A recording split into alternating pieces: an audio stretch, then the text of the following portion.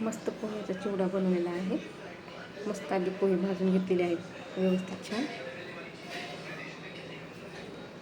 नंतर मग तेल टाकून कढीपत्ता, जिरे, लसूण थोडा वाटून टाकायचा असं. आणि त्याचबरोबर शेंगदाणे, मीठ, तिखट, हळद टाकून मस्त एकजीव करून घ्यायचा.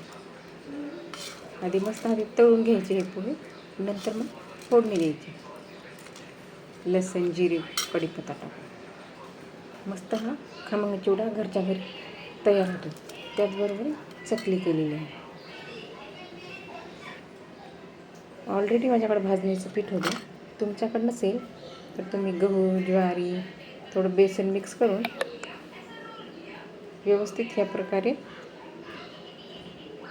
मस्त चुरून त्यामध्ये सगळं साहित्य टाकायचं. ओवा, मीठ, जिरे, तिखट,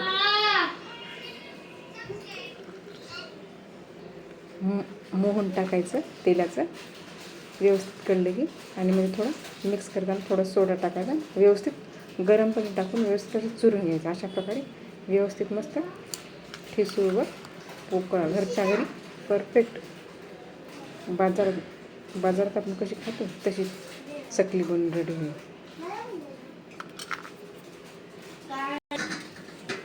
तर लवकर होते आणि झटपट पण आपण इझिली खाऊ शकतो.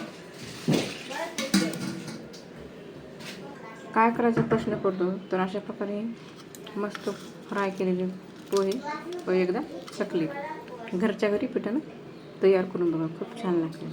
आवडल्यास लाईक करा, शेअर करा, सबस्क्राईब करा. थँक्यू.